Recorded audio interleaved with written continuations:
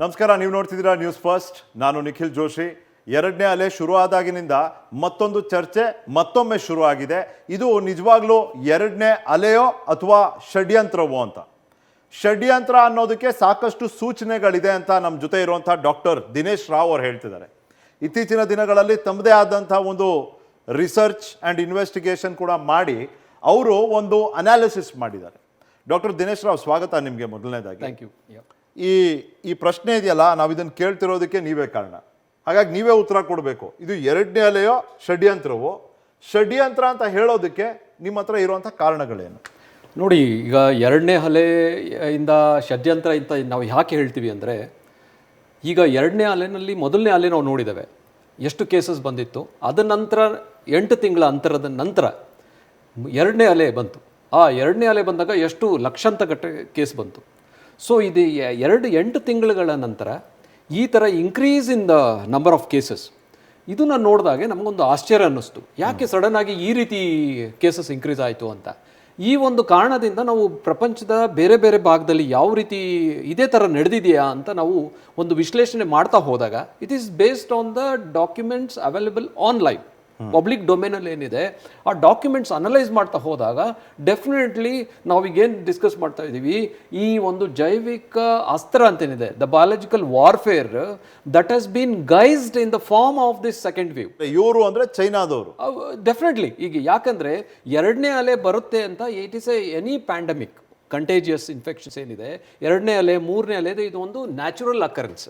So ಈ natural ಅಕರೆನ್ಸ್ನ ಈ ಜೈವಿಕ ಅಸ್ತ್ರವನ್ನು ಈ ನ್ಯಾಚುರಲ್ ಅಕರೆನ್ಸ್ಗೆ ಉಪಯೋಗ ಮಾಡಿ ಅದರ ಸಿವಿಯಾರಿಟಿ ಮತ್ತು ಪರಿಣಾಮ ಅಂತ ಏನಿದೆ ಅದನ್ನು ಮಾಡಿದ್ದಾರೆ ಷಡ್ಯಂತ್ರ ಅಂತ ನಮ್ಮ ಈ ಸ್ಟ್ಯಾಟಿಸ್ಟಿಕ್ಸೇ ಎತ್ತು ತೋರಿಸ್ತಾ ಇದೆ. ಅದೇನು ಸ್ಟ್ಯಾಟಿಸ್ಟಿಕ್ಸ್ ಅಂತ ನಿಮಗೆ ಒಂದೊಂದಾಗಿ ನಾನು ವಿವರಿಸ್ತೇನೆ. ಆಯಿತು. ಇಲ್ಲಿ ಷಡ್ಯಂತ್ರ ಮಾಡೋದಕ್ಕೆ ಕಾರಣಗಳು ಯಾವ್ದು ಇರ್ಬೋದು ಅಂತ ನಾನು ನಿಮ್ಮ ಮುಂದೆ ಹೇಳ್ತೀನಿ, ನೀವು ಹೌದಾ ಅಲ್ವಾ ಅಂತ ಹೇಳ್ಬೋದು. ಡೆಫಿನೆಟ್ಲಿ. ಫಾರ್ ಎಕ್ಸಾಂಪಲ್ 2017 ಡೋಕ್ಲಾಮಲ್ಲಿ ಒಳಗೆ ಬಂದರು, ಅವಮಾನ ಆಯಿತು, ಇಡೀ ವಿಶ್ವದ ಮುಂದೆ ಅವ್ರು ವಾಪಸ್ ಹೋಗಬೇಕಾಯ್ತು.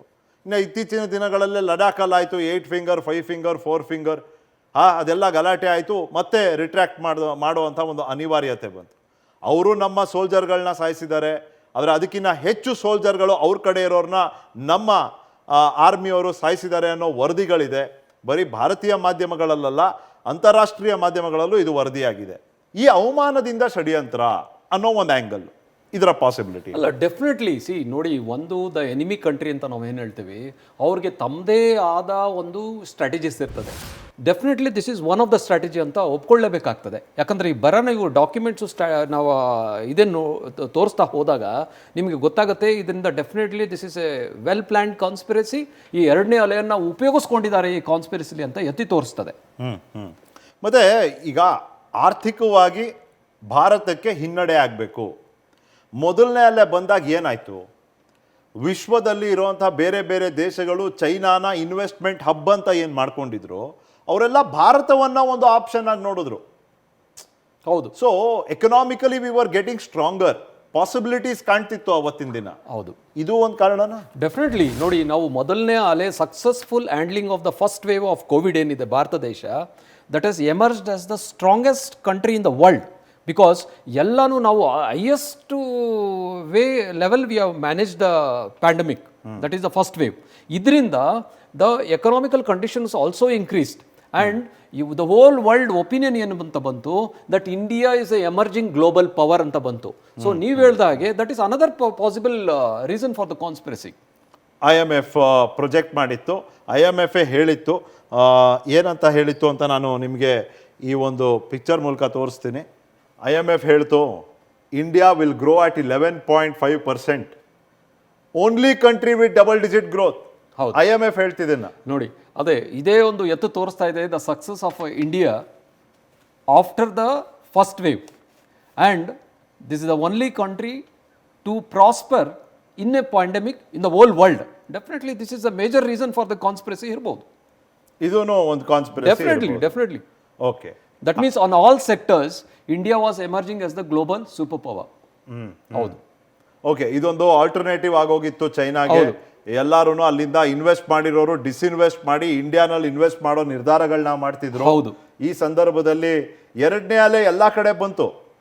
ನನ್ನ ಪ್ರಶ್ನೆ ಇರೋದು ಈ ರೀತಿ, ಡಾಕ್ಟರ್ ದಿನೇಶ್ ರಾವ್, ಪಾಕಿಸ್ತಾನದಲ್ಲೂ ಎರಡನೇ ಅಲೆ ಇದೆ, ಬಾಂಗ್ಲಾದೇಶಲ್ಲೂ 2ನೇ ಅಲೆ ಇದೆ. ದೇಶಗಳು ಹೌದು, ದೇ ಆರ್ ಅವರ್ ನೇಬರ್ಸ್. ಅವರಲ್ಲಿ ಕಾಣದೇ ಇರುವಂತ ಭೀಕರತೆ ಭಾರತದಲ್ಲಿ ಯಾಕೆ ಕಾಣ್ತಿದೆ? B1617 ಅನ್ನೋದು ಇವತ್ತು ಒಂದು ಹೆಗ್ಗಳಿಕೆಯ ವಿಷಯ ಅಲ್ಲ, ಇಂಡಿಯನ್ ವೇರಿಯಂಟ್ ಅಂತ ಗುರುತಿಸಿದ್ದಾರೆ. ಇದರ ಭೀಕರತೆ ಬರೀ ಭಾರತಕ್ಕೆ ಮಾತ್ರ ಸೀಮಿತವಾಗೋಯ್ತಲ್ಲ. ಇದು ಬಾಂಗ್ಲಾದೇಶಲ್ಲಿ ಯಾಕೆ ಇದೇ ರೀತಿಯ ಭೀಕರತೆ ಇಲ್ಲ? ಪಾಕಿಸ್ತಾನದಲ್ಲಿ ಯಾಕಿಲ್ಲ? ಅಲ್ಲಿರೋ ಜನರು ಭಾಳ ಶಿಸ್ತು, ಅವರ ಮಾಸ್ಕ್ ಹಾಕಿ ಎಲ್ಲ ಕೋವಿಡ್ ನಿಯಮಗಳನ್ನ ಪಾಲನೆ ಮಾಡ್ತಿದಾರ. ಇನ್ನು ಪಾಪ್ಯುಲೇಷನ್ ಡೆನ್ಸಿಟಿ, ಜನಸಂಖ್ಯೆಯ ದಟ್ಟಣೆ, ಇದು ಪಾಕಿಸ್ತಾನದಲ್ಲಿ ಬಾಂಗ್ಲಾದೇಶದಲ್ಲಿ ಹೆಚ್ಚು ಕಮ್ಮಿ ಎಷ್ಟಿದೆ, ಭಾರತದಲ್ಲೂ ಅಷ್ಟೇ ಇದೆ. ನೀವು ರೀಜನ್ ಸ್ಪೆಸಿಫಿಕ್ ಆಗಿ ನೋಡಿದ್ರೆ ಅಲ್ಲಿ ಭಾರತಕ್ಕಿಂತ ಜಾಸ್ತಿ ಇದೆ. ಸೊ ಹಾಗಾಗಿ virus variant and why only in India, ಭಾಳ ಡಿಫ್ರೆಂಟ್ ಆಗಿರುವಂಥ 2ನೇ ಅಲೆ, ಭೀಕರವಾಗಿರುವಂಥ 2ನೇ ಅಲೆ ಭಾರತದಲ್ಲಿ ಮಾತ್ರ ಯಾಕೆ ಅಂತ ನಾನು ನಿಮ್ಗೆ ಕೇಳಿ. ನೋಡಿ, ಒಂದು ಪಾಪ್ಯುಲೇಷನ್ ಡೆನ್ಸಿಟಿ ಅನ್ನೋದು ಯಾವುದೋ ದೊಡ್ಡ ವಿಚಾರ ಅಲ್ಲ, ಇದು ಗೊತ್ತಿರ್ತಕ್ಕಂಥದ್ದು. ಮೊದಲನೇ ಅಲೆನಲ್ಲಿ ಏನು ಪಾಪ್ಯುಲೇಷನ್ ಡೆನ್ಸಿಟಿ ಇತ್ತು, 2ನೇ ಅಲೆನಲ್ಲೂ ಅದೇ ಪಾಪ್ಯುಲೇಷನ್ ಡೆನ್ಸಿಟಿ ಇದೆ. So the population density can never be the reason. ಯಾಕಂದರೆ ಅಷ್ಟು population density would have made a contributed the role ಅಂದರೆ ಮೊದಲನೇ ವೇವ್ನಲ್ಲೇ ಮಾಡಬೇಕಾಗಿತ್ತು, 2ನೇ ವೇವ್ನಲ್ಲೇ ಯಾಕಾಗಬೇಕು? That is one. ಆಮೇಲೆ ಇಂಡಿಯಾ ಸ್ಪೆಸಿಫಿಕ್ ವೇರಿಯಂಟ್ ಅಂತ ಏನು ಬಂದಿದೆ, see what I propose to the government of India is, ನೀವು ಏನು Indian variant, Indian strain B1.617 ಅಂತ ಏನು ಹೇಳ್ತಿದ್ದಾರೆ, ಅದರದ್ದು ಜೀನೋಮಿಕ್ ಸೀಕ್ವೆನ್ಸಿಂಗ್ ಒಂದೇ ಅಲ್ಲ, ಅದರದ್ದು the amino acids in the RNA virus, it should be closely studied to confirm or rule out that it is a gain of function coming out of gain of function research or so called genetic manipulations ನಡೆದಿದೆಯಾ ಇಲ್ಲ it is a natural mutant. ಅದನ್ನ confirm ಮಾಡೋದು ತುಂಬ ಉತ್ತಮ, because that is we strongly suspect that it is a lab created or so called gain of function research ಇಂದ ಬಂದಿರತಕ್ಕಂಥ used as a bio warfare or bio weapon. ಅಂದರೆ ನೀವೇನು ಹೇಳ್ತಿದ್ದೀರಿ, ಒಂದು ವೈರಾಣು ಇತ್ತು, ಹೌದು, ಒಂದು ವೈರಾಣು ಇತ್ತು, ಅದೇನು ಮಾಡಬೇಕೋ ಅದು ಮಾಡ್ತು. ಬಟ್ ಈ ಚೈನಾದವರು ಅದನ್ನ ತಿರುಚಿದ್ದಾರೆ. Definitely that's what we suspect. And ಇದ್ರ ಜೊತೆಗೆ ಬೇರೆದು ಇದೆ ಅಂತ ನಮ್ಮ ಸಂಶೋಧನೆಯಲ್ಲಿ ತೋರಿಸ್ತಾ ಇದೆ. ಹೌದು. ಯಾಕೆ ಈ ರೀತಿಯ ಒಂದು ಎಕ್ಸ್ಪರಿಮೆಂಟ್ ಲ್ಯಾಬಲ್ಲಿ ಮಾಡೋದಾದ್ರೂ ಯಾಕೆ?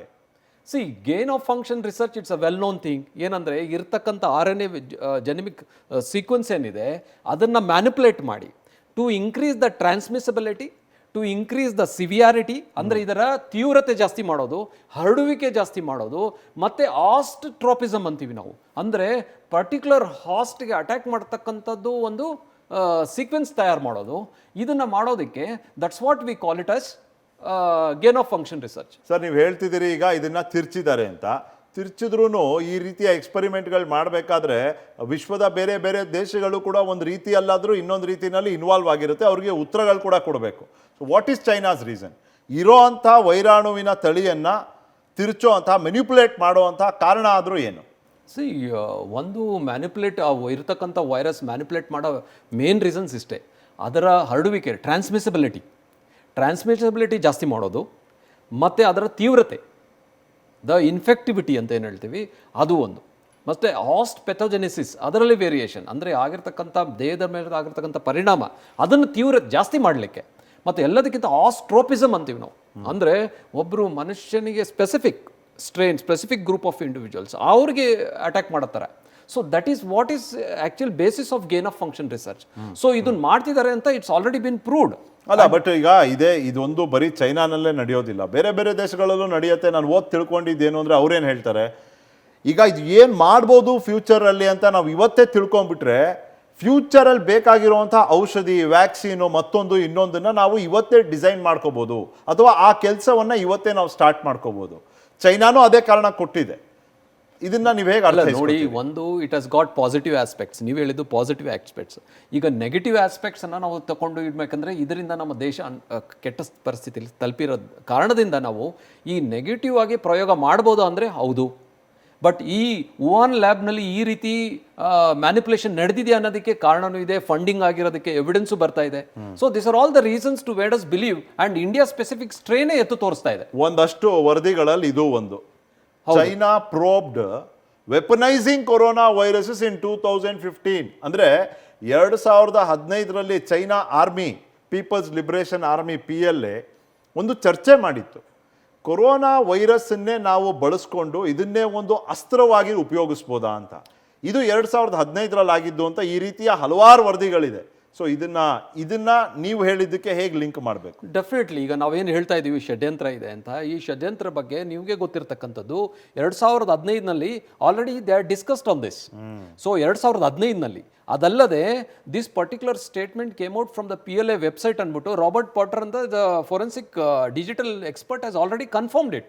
So that clearly indicates that ಈ ಒಂದು ಚೈನಾದಲ್ಲಿ ಈ ರೀತಿ ಒಂದು ಪ್ರಯತ್ನ ಅವಾಗ ನಡೀಲಿಕ್ಕೆ ಅವರು ಪ್ಲಾನ್ ಮಾಡ್ಕೊಂಡಿದ್ರು. ಇದರ ಪರಿಣಾಮನೇ ಇವತ್ತು ನಾವು ನೋಡ್ತಾ ಇದ್ದೇವೆ. ಇನ್ನು ಈ ಬೇರೆ ಬೇರೆ ದೇಶಗಳಲ್ಲಿ ಯಾವ ರೀತಿ ಎರಡನೇ ಅಲೆ ಪರಿಣಮಿಸಿದೆ ಆ ಗ್ರಾಫ್ಗಳನ್ನ ನೋಡೋದ್ರ ಮೂಲಕ ನಮ್ಗೆ ಅರ್ಥ ಆಗುತ್ತೆ.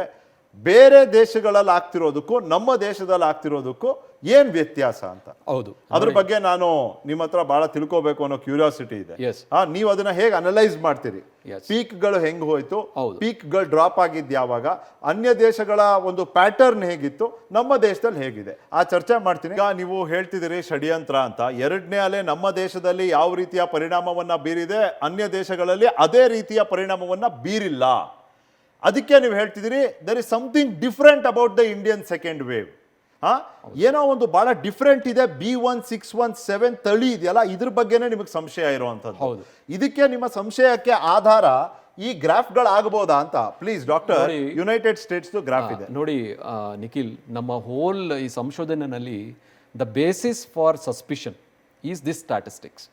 ಏನು ಸ್ಟ್ಯಾಟಿಸ್ಟಿಕ್ಸ್ ಅಂದರೆ, ಈಗ ನಾವು ಷಡ್ಯಂತ್ರ ಅಂತ ಹೇಳಲಿಕ್ಕೆ ಕಾರಣ ಏನು ಅಂದರೆ, ಈಗ ನಾವು ಅನ್ಯ ದೇಶಗಳಲ್ಲಿ ನಡೆದಿರ್ತಕ್ಕಂಥ ಈ ಮೊದಲನೇ ಅಲೆ ಎರಡನೇ ಅಲೆಲ್ಲ ವಿಶ್ಲೇಷಣೆ ಮಾಡಿದಾಗ ಅಲ್ಲಿರ್ತಕ್ಕಂಥ ಈ ಸ್ಟ್ಯಾಟಿಸ್ಟಿಕ್ಸ್ಗೂ ನಮಗೂ ಅಜಗಜ ಅಂತ ವ್ಯತ್ಯಾಸ ಕಂಡು ಬಂತು. That is the actual basics for this particular conspiracy ಅಂತ ನಾವು ಕನ್ಕ್ಲೂಡ್ ಮಾಡಲಿಕ್ಕೆ ದಿಸ್ ಇಸ್ ದ ಸ್ಟ್ಯಾಟಿಸ್ಟಿಕ್ಸ್. ನೋಡಿ, ಫಾರ್ ಎಕ್ಸಾಂಪಲ್, ಈಗ ನಾವು ಇದನ್ನು this is an America. Yes, so this is an American graph. So ಈಗ ಅಮೆರಿಕನ್ ಗ್ರಾಫಲ್ಲಿ ಈಗ ನೀವು ನೋಡಿ, ಸಿ ಗ್ರಾಫ್ನಲ್ಲಿ it's very clearly indicative that it is a steady rise in the cases. So ಈಗ ನೋಡಿ, ಫಸ್ಟ್ ವೇವ್ ನಾವು ಏನು ಹೇಳಿದ್ವಿ, around 73,000 cases, that was on 24th July. So ಅದು 2020. ಇದರ ನಂತರ ನಾವು ಸೆಕೆಂಡ್ ವೇವ್ ಬಂತು. ಸೆಕೆಂಡ್ ವೇವ್ ಇಸ್ ಅಗೇನ್ ಡಿಸೆಂಬರ್ನಲ್ಲಿ ಬಂತು. ಅಂದರೆ ಜುಲೈ ಮತ್ತು December is hardly around 4-5 months. So ಇದರ ನಂತರ again there is a constant rise. ಅಂದರೆ 20 ಡಿಸೆಂಬರು, ಆಮೇಲೆ 22nd December, and this is 19 January. So overall it is around this peak was 230. ಅಂದ್ರೆ over of this multiple peaks what we can generally ಇದು ಮಾಡ್ತೀವಿ ಅಂದರೆ a steady rise in the cases. ಆಮೇಲೆ ಈ ಸೆರೆಷನ್ಸ್ ಅಂತ ಏನು ಹೇಳ್ತೀವಿ, ದಟ್ ಮೀನ್ಸ್ ಈ ಒಂದು ಪೀಕಿನ ಅಂತರ ಈಸ್ ಹಾರ್ಡ್ಲಿ 15 days 1 month ಈ ಥರ, ಬಟ್ 1 lakh ಡಿಫ್ರೆನ್ಸ್ ಇಷ್ಟೇ ಬಂತು. ಅಂದರೆ ಸ್ಟಡಿ ರೈಸ್ ಇನ್ ಕೇಸಸ್ ಅಂತ ನಾವು ಕನ್ಕ್ಲೂಡ್ ಮಾಡೋಣ. ಈಗ ನೆಕ್ಸ್ಟ್ ಬ್ರೆಜಿಲ್ ಹೋಗೋಣ. ಈಗ ಬ್ರೆಜಿಲ್ನಲ್ಲೂ ನೀವು ನೋಡ್ತಾ ಇದ್ರೆ ನೋಡಿ, ಇದರಲ್ಲೂ ಅಷ್ಟೇ there is one steady rise. ಅದರ ನಂತರ ಸ್ವಲ್ಪ ಕಮ್ಮಿ ಆಗಿದೆ. ಅದರ ನಂತರ again there is a steady rise with some serrations. So we see that some steady increase in the cases between the first wave and the second wave. Next will go to France. ಈಗ France ನೋಡಿ, ಮೊದಲನೇ ಅಲೆ ಬಂತು, ಅದರ cases ಎಷ್ಟು 14 November. ಇಲ್ಲ sir, peak ಇದ್ದಿದ್ದು ಇಲ್ಲಿ, ಅದೇ ಪೀಕ್ ಇದ್ದಿದ್ದು 8 November 38,000. ಎರಡನೇ ಅಲೆ 84,000 8th April. November and April. So hardly around 5 month difference, and there is a double the cases. ಇಟಾಲಿನಲ್ಲಿ ಇದು ನಾವು ಮೊದಲನೇ ಅಲೆ ಅಂತ ಕನ್ಸಿಡರ್ ಮಾಡೋಣ. That was on March 26 March, hardly around 6,000. ಅದರ ನಂತರ ಕಂಪ್ಲೀಟ್ ಫ್ಲೈಟ್ ಆಯಿತು, ಸಡನ್ ಪೀಕ್ ಆಯಿತು. ಇಲ್ಲಿ ಪೀಕ್ ಆದಾಗ 24th November. Yes, 24th November around 33,000 cases. Then again not a complete decline. ಎಲ್ಲೂ ಫುಲ್ ಕೆಳಗೆ ಬರಲಿಲ್ಲ. ಅಗೇನ್ ಇಟ್ ವೆಂಟ್ ಆನ್, ಸ್ವಲ್ಪ ಬಂದು ಇನ್ನೊಂದು ಸ್ವಲ್ಪ ಮೇಲೆ ಹೋಯಿತು. That is in March. So that is around 19,000. So the difference is 19,000, around 21,000 cases here, around 38,000. So difference between these waves is hardly 10,000 cases. And sudden peak ಅಲ್ಲ, there is some serrations. So let we go to South Africa. ನೋಡಿ, ಈಗ South ಆಫ್ರಿಕಾದಲ್ಲಿ ಇದು ಒಂದು first wave ಅಂತ ಅನ್ಕೊಳ್ಳೋಣ, 28 July. So around 13,000 cases. ಅದ ನಂತರ January, that means a gap of around 6 months. So 17,000. So 17,000 cases, and this is around 13,000 illittu peak. Yes, 13,000. So hardly a difference of around 4 to 5,000. ಆಯ್ತಾ? ಪೀಕ್ಗಳ ನಡುವೆ ಇರತಕ್ಕಂಥ difference ಅಂತರನೂ ಅಷ್ಟೇ 4 ರಿಂದ 5-6 ತಿಂಗಳು. ನೋಡಿ, ಈಗ UK-ನಲ್ಲಿ ಇದು ನಾವು ಫಸ್ಟ್ ವೇವ್ ಅಂತ ತಗೊಳ್ಳೋಣ, 25th April. So hardly 3,000 cases, it came down, and then it increases and it went on steadily increasing. ನೋಡಿ ಇದು ಸೆಕೆಂಡ್ ಆ್ಯಂಡ್ ಥರ್ಡ್ ವೇವ್ ಅಂತ ಬೇಕಾದ್ರೆ ತಗೊಳ್ಳೋಣ. Second wave is 15 November, that is 24,000, and the third wave ನಾವು ನೋಡಿ ಇಲ್ಲಿ it is around 46,000 and 24,000. It's a double the number of cases. Right. ಈಗ ನಾವು ಇಂಡಿಯಾ ನೋಡೋಣ. ಸೊ ಇಂಡಿಯಾ ಹೋದಾಗ ನಿಮಗೆ ಇದರ ಅಂತರ ಗೊತ್ತಾಗತ್ತೆ. ನೋಡಿ ನಾವು ಈಗ ಪ್ರಪಂಚದಲ್ಲಿ ಇರ್ತಕ್ಕಂಥ ಎಲ್ಲ ದೇಶಗಳದ್ದು ನಿಮಗೆ ತೋರಿಸ್ತಾ ಇದ್ದೀವಿ. ಅಂದರೆ ಇಂಪಾರ್ಟೆಂಟ್ ಕಂಟ್ರೀಸ್ ನಾವು ತೋರಿಸಿದ್ದೀವಿ. ಅಲ್ಲಿರ್ತಕ್ಕಂಥ ಗ್ರಾಫು ನೋಡಿದಿರಿ, ಇಲ್ಲಿರ್ತಕ್ಕಂಥ ಸ್ಟ್ಯಾಟಿಸ್ಟಿಕ್ ನೋಡಿದಿರಿ. ನೋಡಿ ಮೊದಲನೇ ಅಲೆ ನಮಗೆ ನಾವು ಪೀಕ್ನಲ್ಲಿ it was around September. It was around September around 75,000 cases. ಅದಾದ ನಂತರ ನೋಡಿ ಕಂಪ್ಲೀಟ್ ಕೊಲ್ಯಾಪ್ಸ್, ಅಂದರೆ ಕಂಪ್ಲೀಟ್ ಡಿಕ್ಲೈನ್. ಅದನಂತರ ಸಡನ್ ಸ್ಟೀಪ್ ರೈಸ್. ಈಗ ಸ್ಟೀಪ್ ರೈಸ್ ಆಯಿತು. ಇದರದ್ದು 3,48,000, ಅಂದರೆ ನಾವು ಅರೌಂಡ್ 4 lakh 4.5 lakhs ನಾವು ತಲುಪಿದ್ದೀವಿ, ನಿಮಗೆಲ್ಲ ಗೊತ್ತಿರ್ತಕ್ಕಂಥದ್ದು. But the difference is around 8 to 9 months. 8ರಿಂದ 9 ತಿಂಗಳ ನಂತರ 10 times ಜಾಸ್ತಿ ಕೇಸ್ ಆಗುತ್ತೆ. Yes, why there is not 4, 5, 6 times it has multiplied. So ಈ ಥರ ಒಂದು ವೇರಿಯೇಷನ್ ನಮ್ಮ ದೇಶದಲ್ಲಿ ಬಿಟ್ಟರೆ ಬೇರೆ ಪ್ರಪಂಚದಲ್ಲಿ ಯಾವುದೇ ದೇಶದಲ್ಲಿ ಕಾಣಿಸ್ಕೊಂಡಿಲ್ಲ. ಯಾಕೆ? ಸೊ ಇದು ಒಂದು ನಮ್ಮ ಷಡ್ಯಂತ್ರದಲ್ಲಿ ಒಂದು ಫಸ್ಟು ನಮಗೆ ಬಂದಿರತಕ್ಕಂಥ ಸಸ್ಪಿಷನ್. ಈ ಆಧಾರದ ಮೇಲೆ ನಮಗೆ ಒಂದು ಸಂಶಯ ಕ್ರಿಯೇಟ್ ಆಯಿತು. ಯಾಕೆ ನಮ್ಮ ದೇಶದಲ್ಲಿ ಈ ರೀತಿ? ಯಾಕಂದರೆ ವೈರಾಣುಗಳು ಒಂದೇ ವೈರಾಣು, ಕೊರೋನಾ ವೈರಸ್, ಸಾರಸ್ SCOV2 ಎಲ್ಲ ದೇಶಕ್ಕೂ ಇರ್ತದೆ. ಅದೇ ಸ್ಟ್ರೇನ್ಸ್ ಬೇರೆ ಇರ್ಬೋದು, but it is from the same genomic sequence. So ಈ ಥರ ಇದ್ದಾಗ ಬೇರೆ ದೇಶಕ್ಕೂ ನಮ್ಮ ದೇಶಕ್ಕೂ ಈ ರೀತಿ ಯಾಕೆ ಪರಿಣಾಮ ಬೀಳ್ತಿದೆ ಅಂತ. ಸೊ ಇದ ನಂತರ ನಾವು ರಾಜ್ಯಗಳನ್ನು ನೋಡ್ಕೊಳಕ್ಕೆ ಹೋದ್ವಿ.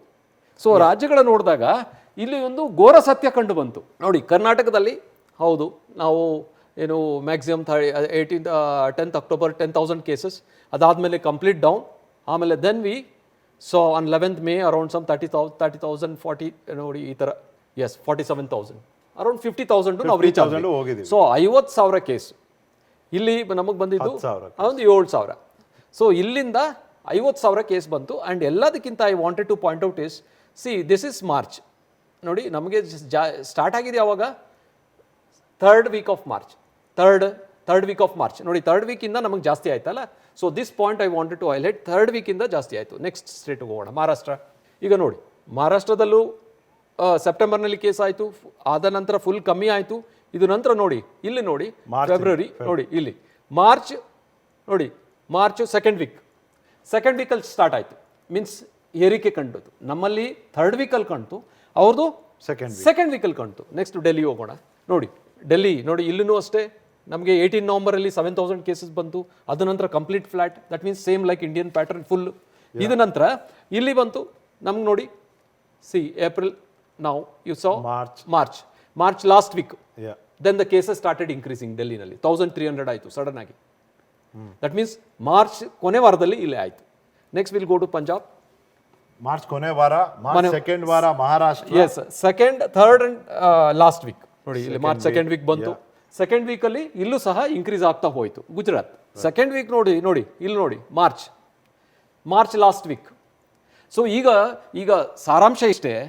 ನಾವು ನಮ್ಮ ಬೇರೆ ರಾಜ್ಯಗಳಲ್ಲೂ ನೋಡಿದಾಗ ನಮಗೆ ಕಂಡು ಬಂದಿದ್ದು ಇನ್ನೊಂದು ಘೋರ ಸತ್ಯ ಏನಂದರೆ 2ನೇ ವಾರ, 3ನೇ ವಾರ ಮತ್ತು 4ನೇ ವಾರ March, that is second week of March, third week of March and fourth week of March, ಈ ಪೀರಿಯಡ್ನಲ್ಲೇ ಇನ್ಕ್ರೀಸ್ ಆಫ್ ಕೇಸಸ್. ಸೊ ಪ್ರಶ್ನೆ ಇಷ್ಟೇ, ನಮ್ಮ how can the virus infect all the States across India at one time? ಅಂದರೆ ಬರೀ ಈ 3 ವಾರದಲ್ಲಿ ಹೇಗೆ ಸಾಧ್ಯ? ಅಂದ್ರೆ ಜನರು ಆ ಪಾಠಕ್ಕೆ ಬರ್ತೀನಿ ನಾನು. ಹೌದು, ಜನರು ಸೇರಿದಂತ ಸಂದರ್ಭಗಳು ಇದೆ. ಹೌದು. ಆಮೇಲೆ ಧಾರ್ಮಿಕ ಕಾರ್ಯಕ್ರಮಗಳಿದ್ವು, ಎಲೆಕ್ಷನ್ ರ್ಯಾಲಿಗಳಿದ್ವು. ಅದು ನಿಮ್ಮ ಪರವಾಗಿನೂ ಒಂದು ಪಾಯಿಂಟ್ ಇದೆ, ನಿಮ್ಮ ಆರ್ಗ್ಯುಮೆಂಟಿಗೆ ವಿರೋಧವಾಗೂ ಒಂದು ಪಾಯಿಂಟ್ ಇದೆ. ಆ ಪಾಯಿಂಟ್ ಹೇಳ್ತೀನಿ. ನಾವು ಸೌತ್ ಅಲ್ಲಿ ನೋಡಿದ್ದು ಒಂದೇ ರಾಜ್ಯ, ಹಾಗಾಗಿ ಕೇರಳ ಒಂದು ನೋಡ್ಬೋದು. ಕೇರಳ ಒಂದು, ಹೌದು, ಕೇರಳದಲ್ಲೂ ನೋಡಿ. ಮಹಾರಾಷ್ಟ್ರ ಈಗ ಕೇರಳದಲ್ಲೂ ಇಂಪೋರ್ಟ್ ನೋಡಿ ಇಲ್ಲಿ ಏಪ್ರಿಲ್ ಆಯ್ತಲ್ಲ, ನೋಡಿ ಇಲ್ಲಿ ಮಾರ್ಚ್, ನೋಡಿ ಇಲ್ಲೂ ನೋಡಿ ಮಾರ್ಚ್ ಇಂದ ಇಟ್ ಸ್ಟಾರ್ಟೆಡ್ ಇನ್ಕ್ರೀಸಿಂಗ್. ಈ ಏಪ್ರಿಲ್ ಅಂದ್ರೆ last week, we can take it as last week. First April, second April ಏನಿದೆ, so we can take it as last week. So the second, third and last week of March, the cases steadily increased across the country. ನಮಗೆ ಸಂಶಯ ಬರ್ಲಿಕ್ಕೆ ಕಾರಣ ಒಂದು, ನಮ್ಮ ದೇಶದಲ್ಲಿ ಆಗಿರ್ತಕ್ಕಂಥ first wave ಮತ್ತು ಸೆಕೆಂಡ್ ವೇವ್ ಇರ್ತಕ್ಕಂಥ ಟೈಮ್ ಏನಿದೆ ಅದು 8-9 ತಿಂಗಳು. ಅದಲ್ಲದೆ ಫಸ್ಟ್ ವೇವ್ಗಿಂತ ಸೆಕೆಂಡ್ ವೇವ್ಗಿಂತ ಫಸ್ಟ್ ಕೇಸಸ್ಸು 5-6 ಪಟ್ಟು ಜಾಸ್ತಿ. ಇದು ಬೇರೆ ದೇಶದಲ್ಲಿ ಇಲ್ಲ. ಮೂರನೇದು, ನಮ್ಮ ದೇಶ specific virus that is B1617 ಏನಿದೆ ಬರೀ ನಮ್ಮ ದೇಶಕ್ಕೋಸ್ಕರ ಕ್ರಿಯೇಟ್ ಮಾಡಿರೋ ಥರ ಕಾಣಿಸ್ತಾ ಇದೆ. ಮೂರನೇದು. ನಾಲ್ಕನೇದು, ರಾಜ್ಯಗಳನ್ನೆಲ್ಲ ನಾವು ಕಂಪೇರ್ ಮಾಡಿದಾಗ ಮಾರ್ಚ್ 2ನೇ ವಾರ, 3ನೇ ವಾರ ಮತ್ತು 4ನೇ ವಾರ most major states states revenue surplus states ಇರುವಂತವು ಎಲ್ಲ ಅಫೆಕ್ಟ್ ಆಗಿರೋದು ಈ ಪೀರಿಯಡ್ ಅಲ್ಲೇ. ನಮಗೆ ಸಂಶಯ ಬರ್ಲಿಕ್ಕೆ ಇದು ಒಂದು ಕಾರಣ. ಬರೀ ಈ 3 ವಾರದಲ್ಲೇ ಹೇಗೆ ಎಲ್ಲ ಕಡೆ ಬರಕ್ ಸ್ಟಾರ್ಟ್ ಆಯ್ತು, ಇದಕ್ಕೂ ಮುಂಚೆ ಯಾಕೆ ಬರ್ಲಿಲ್ಲ, ಇದಕ್ಕೂ ನಂತರ ಯಾಕೆ ಬರ್ಲಿಲ್ಲ, ಇದಾದ್ಮೇಲೆ ಕಂಟಿನ್ಯೂಸ್ ಇನ್ಕ್ರೀಸ್ ಆಯ್ತಲ್ಲ, ಇದಕ್ಕೆ ಕಾರಣ ಏನು? ಸೊ ಅಲ್ಲಿ ನಮಗೆ ಷಡ್ಯಂತ್ರದ ಒಂದು ಸಂಶಯ ಬಂದಿದ್ದು. ಒಂದಷ್ಟು ಕಾರಣಗಳು ನನ್ನ ಹತ್ರನೂ ಇದೆ ಡಾಕ್ಟರ್ ದಿನೇಶ್ ರಾವ್. ನಾನು ಅದು ನಿಮ್ ಮುಂದೆ ತರ್ತೀನಿ ಕೂಡ. ನೀವು ಅದಕ್ಕೆ ಏನ್ ಹೇಳ್ತೀರಾ ನಾನು ಬಹಳ ಕ್ಯೂರಿಯಸ್ ಇದ್ದೀನಿ. ಯಾಕಂದ್ರೆ ನೀವು ಔಟ್ರೈಟ್ ನೀವು ಆರೋಪ ಮಾಡ್ತಿದ್ದೀರಿ ಇದು ಷಡ್ಯಂತ್ರ ಅಂತ. ಬಟ್ ಪಾಯಿಂಟ್ ಏನು ಅಂದ್ರೆ, ನಾನು ನಿಮ್ ಪರವಾಗಿ ಮಾತಾಡ್ಬಿಟ್ರೆ ಇದು ಡಿಬೇಟ್ ಆಗೋದು. So I have to raise some points. ಒಂದು ಕೆಲವು ಪಾಯಿಂಟ್ಸ್ ಇದೆ. ಎರಡನೇ ಅಲೆಯೋ ಷಡ್ಯಂತ್ರವೋ ಅನ್ನೋ ಪ್ರಶ್ನೆಗೆ ಡಾಕ್ಟರ್ ದಿನೇಶ್ ರಾವ್ ಉತ್ತರ ಇದು ಷಡ್ಯಂತ್ರನೇ ಅಂತ. ಷಡ್ಯಂತ್ರ ಅಂತ ಹೇಗೆ ಹೇಳ್ತೀರಿ ಈ ತರ ಒಂದು ಪಿಕ್ಚರ್ ನೋಡಿದಾಗ ನೀವು ಡಾಕ್ಟರ್ ದಿನೇಶ್ ರಾವ್? ಅಂದ್ರೆ ನೀವೇನ್ ಹೇಳಿದ್ರಿ, 3 ವಾರದಲ್ಲಿ ಇಡೀ ದೇಶದಲ್ಲಿ ಹಬ್ಬಿಡ್ತು, ಎಷ್ಟೊಂದು ರಾಜ್ಯಗಳನ್ನ ಟಾರ್ಗೆಟ್ ಮಾಡ್ಬಿಡ್ತು. ಈ ರೀತಿಯ ಒಂದು ಸಭೆ ನಡೆದಾಗ ಸುಮಾರು ಜನ ಮಾತಾಡಿದ್ರು. I have nothing against Kumbh Mela, but ಕುಂಭಮೇಳನಲ್ಲಿ ಜನ ಸೇರಿದ್ದು, ಮಾಸ್ಕ್ ಇಲ್ಲ, ಒಬ್ರನ್ನೊಬ್ರು ಬೆರೆತರು, ದೇಶದ ಬೇರೆ ಬೇರೆ ಮೂಲೆಗಳಿಗೂ ಹೋದ್ರು. ನಾವು ಬೆಂಗಳೂರಿನಲ್ಲಿ ಒಂದು ಕತೆ ನೋಡಿದ್ವಿ, ಒಬ್ರು ಲೇಡಿ ಹೋಗಿ ಬಂದು 33 ಜನರಿಗೆ ಇಲ್ಲಿ ಪಾಸಿಟಿವ್ ಮಾಡಿಸಿದ್ರು, ಕಾಂಟ್ಯಾಕ್ಟಿಗೆ ಬಂದ್ರು ಅಂತ. ಸೊ ಈ ರೀತಿ ಇದ್ದಾಗ ನಾವು ಅಷ್ಟು ಈಸಿಯಾಗಿ ಇದು ಷಡ್ಯಂತ್ರ ಅಂತ ಹೇಗೆ ಒಪ್ಪೋದು? ನೋಡಿ, ನಾನು ಮೊದಲೇ ಹೇಳಿದಾಗೆ ಎರಡನೇ ಅಲೆಯನ್ನು ಜೈವಿಕ ಅಸ್ತ್ರ ಬಳಸ್ಕೊಳ್ಳಿಕ್ಕೆ ಎರಡನೇ ಅಲೆಯನ್ನು ಉಪಯೋಗ ಮಾಡ್ಕೊಂಡಿದ್ದಾರೆ ಅಂತ. ಸೊ ಈ ಥರ ಷಡ್ಯಂತ್ರನ ಎಲ್ಲಿ ಎಕ್ಸ್ಪೋಸ್ ಆಗುತ್ತೆ ಅಂತ ಡೈವರ್ಟ್ ಮಾಡಲಿಕ್ಕೋಸ್ಕರ ಈ ಥರ ಹೆಸರುಗಳು ತಗೊಳ್ಳೋದು. ಕುಂಭಮೇಳದಿಂದ ಬಂತು ಅನ್ನೋದು. ಎಲೆಕ್ಷನ್ ರ್ಯಾಲಿನೂ ನಡೀತು. ಹೌದು, ಇವರು ಅದನ್ನ ವಾರ್ಫೇರ್, ಬಯೋ ವಾರ್ಫೇರ್ ಅಂತ ಬ್ರೆಜಿಲಿಯನ್ ಪ್ರೆಸಿಡೆಂಟ್ ಹೇಳಿದ್ರು. ಅಲ್ಲ, ಡೆಫಿನೆಟ್ಲಿ ಇಲ್ಲಿ ಅಲ್ಲ ಕನ್ಸ್ಪಿರಸಿ ಅಂತ ನೀವು ಹೇಳೋದಕ್ಕೆ ಆಡ್ ಮಾಡ್ತಿದ್ದೀನಿ ಅಷ್ಟೇ. ಇಲ್ಲಿ ಕೊರೋನಾ ಇಂಡಿಯಾ ಗೆಲ್ತಿದೆ ಅಂತ ಬೇರೆ ದೇಶದವ್ರು ಒಪ್ಕೋತಿದ್ರು. ಹೌದು, ಅದು ನಡೀತು. ಹೌದು, ಆದ್ರೆ ಎಲೆಕ್ಷನ್ ರ್ಯಾಲಿಗಳು ನಡೀತು. ನೋಡಿ, ಈಗ ಏನಂದ್ರೆ, ಈಗ ಕುಂಭಮೇಳ ನಡೆಯುತ್ತೆ ಅಂತ ನಿಮಗೆ ಇವತ್ತು ಡಿಸೈಡ್ ಮಾಡೋದಿಲ್ಲ, ಮೊದಲೇ ಡಿಸೈಡ್ ಮಾಡಿರ್ತಾರೆ. ಎಲೆಕ್ಷನ್ದು ಡೇಟ್ಸ್ ಅನೌನ್ಸ್ ಆಗಿತ್ತು. ಸೊ ಎರಡನೇ ಅಲೆಯನ್ನ ಯಾವ ರೀತಿ ಬಳಸ್ಕೋಬೇಕು ಈ ಜೈವಿಕ ಅಸ್ತ್ರಕ್ಕೆ ಪ್ರಯೋಗಕ್ಕೆ, ಅದನ್ನು ಬಳಸ್ಕೊಂಡಾಗ ಆಗಿರ್ತಕ್ಕಂಥ ಪರಿಣಾಮನ ಯಾವ ರೀತಿ ನಾವು ಪ್ರೊಜೆಕ್ಟ್ ಮಾಡಬೇಕು. So blame it on Kumbh Mela, blame it on election. So this is a propagandist. The propagandist strategy will be the plan B after the actual conspiracy. So ಇದು ನಡೆಯುತ್ತೆ. ಸೊ ನೋಡಿ, ಇದು ನಾವೇನು ಹೇಳ್ತಾ ಇದೀವಿ ಇದು ಆಗಿದೆ ಅಂತಾನೆ ನಾನು ಹೇಳ್ತಾ ಇಲ್ಲ. ಸೊ ನಮ್ಮಲ್ಲಿ ಈಗ ಸಂಶೋಧನೆಯಲ್ಲಿ ಇದು ಒಂದು ಸಾಧ್ಯತೆ ಇದೆ ಅಂತ ನಾವು ಎತ್ತು ತೋರಿಸ್ತಾ ಇದ್ದೇವೆ. ಅಲ್ಲ, ಅಲ್ಲಿಗೆ ನನ್ನ ಹತ್ರ ಒಂದು ಸ್ಟ್ಯಾಟಿಸ್ಟಿಕ್ ಕೂಡ ಇದೆ. ಉತ್ತರಾಖಂಡಲ್ಲಿ ಕುಂಭಮೇಳ ನಡೆದಿದ್ದು, ಅಲ್ಲಿ ಡೈಲಿ ಕೇಸಸ್ ಇರೋದು 5,000. ಕರ್ನಾಟಕದಲ್ಲೇ ನಡೀಲಿಲ್ಲ, ಇವತ್ತಿಗಿರೋದು 30,000. ನೋಡಿ, ಅದು ಈಗ ನಾನು ಏನು ಹೇಳಿದೆ ಅದಕ್ಕೆ ಪೂರಕವಾಗಿ ನೀವು ಈ ಮಾಹಿತಿನ ಒದಗಿಸಿದಿರಿ. ಅಂದರೆ ನಿಮಗೆ ಕುಂಭಮೇಳ ನಡೆದಿದ್ದ ಜಾಗದಲ್ಲಿ ಅಲ್ಲಿ ಆ ಒಂದು ರಾಜ್ಯದಲ್ಲೇ 5,000 ಕೇಸು, ಎಲ್ಲಿ ನಡೆದಿಲ್ಲ ಅಲ್ಲೇ 50,000 ಕೇಸು. ಅಂದ್ರೆ ಕುಂಭಮೇಳದಿಂದ ಅಲ್ಲ ಅಂತ ಎಲೆಕ್ಷನ್ ನಡೀತು. 140-150 ಡೆತ್ಸ್. ಹೌದು. ಮಹಾರಾಷ್ಟ್ರನಲ್ಲಿ ಎಲೆಕ್ಷನ್ ಇರ್ಲಿಲ್ಲ, ರ್ಯಾಲಿ ಇರ್ಲಿಲ್ಲ, ಮೋದಿ ಕ್ಯಾಂಪೇನ್ ಇರಲಿಲ್ಲ, ಏನು ಇರ್ಲಿಲ್ಲ, ಅಲ್ಲಿ 600 ಡೆತ್ಸ್. ಹೌದು. ನೋಡಿ, ಇದರಲ್ಲೇ ಈ ಸಂಶಯಗಳೇ ಎತ್ತಿ ತೋರಿಸ್ತಾ ಇದೆ. C, in always in any deep seated conspiracy sponsored by a state, ಅಂದ್ರೆ ದೇಶಗಳು ಇನ್ವಾಲ್ವ್ ಆದಾಗ ಅವ್ರು ಮಾಡಿರ್ತಕ್ಕಂಥ ಷಡ್ಯಂತ್ರಗಳನ್ನ ಎಕ್ಸ್ಪೋಸ್ ಆಗುತ್ತೆ ಅಂದ್ಬಿಟ್ಟು ದ ಪ್ಲಾನ್ ಬಿ ಇಟ್ಟೇ ಇರ್ತಾರೆ. That is through the media, through the social media, both print and electronic, and blame it on others. ಅಂದರೆ blame it on the other events which are contrary or corroborating with the actual conspiracy. So ಆ ದೃಷ್ಟಿಯಿಂದ ಕುಂಭಮೇಳನ blame ಮಾಡೋದು. ಈಗ ನೀವು ಇನ್ನೊಂದು ನೋಡಿರಬೇಕು, ಕೆಲವು ಆಶ್ಚರ್ಯ ಆಗಿರ್ಬೋದು, ನೀವು ನಮಗೆ ಇನ್ನೂ ಕೇಸ್ ಇನ್ಕ್ರೀಸ್ ಆಗ್ತಾನೆ ಇಲ್ಲ, ಆಗಲೇ ಹೇಳಲಿಕ್ಕೆ ಸ್ಟಾರ್ಟ್ ಮಾಡಿದ್ರು ಕುಂಭಮೇಳದಿಂದ ಬಂತು, ಆವಾಗಲೇ ಎತ್ತಿ ತೋರಿಸ್ತಾ ಇದೆ ಡೆಫಿನೆಟ್ ಎಲೆಕ್ಷನಿಂದ ಬಂತು ಅಂತ. This is all a conspiracy. Because ನಿಜವಾದ ಷಡ್ಯಂತ್ರ ಎಲ್ಲಿ ಗೊತ್ತಾಗ್ಬಿಡುತ್ತೋ, ಎಲ್ಲಿ ಕಂಡಿಡಿದು ಬಿಡ್ತಾರೋ ಅಂದ್ಬಿಟ್ಟು ಅದನ್ನು diverting tactics. It's a propagandist idea which is always there in state sponsored conspiracies. So some of the points that you made doctor Dinesh Rao, ಎಂಥವ್ರನ್ನಾದ್ರೂ ಕನ್ವಿನ್ಸ್ ಮಾಡುವಂತ ಪಾಯಿಂಟ್ ಅದು. B1617 ಅನ್ನೋ ಈ ಎರಡನೇ ತಳಿ, ಈ ಎರಡನೇ ಮಾರಿ, ಎರಡನೇ ಅಲೆ ಏನಿದೆ, ಇದು ನಿಜವಾಗ್ಲೂ ಲ್ಯಾಬ್ ಅಲ್ಲೇ ತಯಾರು ಮಾಡಿದ್ಯಾ ಆಗಿ ಹೊರಗೆ ಬಂದಿದೆಯಾ ಅನ್ನೋ ಪ್ರಶ್ನೆ ನಮ್ಮೆಲ್ಲರನ್ನೂ ಕಾಡೋ ಅಂಥ ಒಂದು ಸಂದರ್ಭದಲ್ಲಿ ನಾವಿದ್ದೀವಿ. ಇಷ್ಟೆಲ್ಲ ಆಗ್ತಿದೆ ಡಾಕ್ಟರ್ ದಿನೇಶ್ ರಾವ್, ಇದನ್ನ ಇನ್ವೆಸ್ಟಿಗೇಟ್ ಮಾಡೋದಾದ್ರೂ ಹೇಗೆ? ಈಗ ನಾವೇನು ಸಂಶಯ ವ್ಯಕ್ತಪಡಿಸಿದ್ದೀವಿ ಅದು ಸತ್ಯತೆ ತಿಳ್ಕೊಳ್ಳಿಕ್ಕೆ ತನಿಖೆನೇ ಅಗತ್ಯ. ಸೊ ಗೌರ್ಮೆಂಟ್ ಆಫ್ ಇಂಡಿಯಾಗೆ ನನ್ನ ರಿಕ್ವೆಸ್ಟ್ ಅಷ್ಟೇ, I have raise certain suspicion, definitely the statistics confirms that Pattern. ಹೌದು, the circumstantial evidences are very obvious. So ಇದಕ್ಕೆ ತನಿಖೆ ಮಾಡೋದು. ಒಂದು B1.617 ಸ್ಟ್ರೈನ್ ಇದೆ, ಅದ್ರದ್ದು ಇಸ್ ಇಟ್ ಜೆನೆಟಿಕಲಿ ಮ್ಯಾನಿಪುಲೇಟೆಡ್ ವೈರಸ್ಸಾ ಇಲ್ಲ ನ್ಯಾಚುರಲ್ ಮ್ಯೂಟೇಟ್ ಅಂತ ತಿಳ್ಕೊಳ್ಬೇಕು. ಇದಲ್ಲದೆ there are any other variants that has to be investigated by the epidemiologist and the genetic sequence ಮಾಡಬೇಕು. ಅದಲ್ಲದೆ the origin the source has to be traced. ಆ source trace ಮಾಡಿದ್ಮೇಲೆ primary secondary contacts ಅವರ identity who are the Indian nationals or elsewhere. So ಅಲ್ಲದೆ this particular persons travel history ಸಹ ತಗೊಳ್ಬೇಕು. ಇದೆಲ್ಲ ಮಾಡಿದಾಗ though it's a laborious investigations in the interest of the security of the nation ಮಾಡಲೇಬೇಕಾಗ್ತದೆ. So it has to be the investigation covers all the states and all the genetic strains has to be identified and genetic manipulations ಆಗಿದೆಯೋ ಇಲ್ಲ natural ಮ್ಯೂಟೆಂಟ್ಸೋ ಅಂತ ತಿಳ್ಕೊಳ್ಳೋದು ತುಂಬ ಅಗತ್ಯ to rule out or confirm this so called the biowarfare in the guise of the second wave. Right, thank you so much for your time doctor Dinesh Rao. ನೀವು ನಿಮ್ಮ analysis ಮೂಲಕ ನಮಗೇನು ಹೇಳಿದಿರಿ, ನಮ್ಮ ಮೂಲಕ ನಮ್ಮ ವೀಕ್ಷಕರಿಗೆ ಏನು ಹೇಳಿದಿರಿ, ಬಹುಶಃ ಅವರಿಗೆ they are the best judge, ಅವ್ರು ನಿರ್ಧಾರ ಮಾಡಿ ಇದು ಎರಡನೇ ಅಲೆಯೋ ಅಥವಾ ಷಡ್ಯಂತ್ರವೋ ಅಂತ. Thank you for watching. News first ಪ್ರತಿಕ್ಷಣ.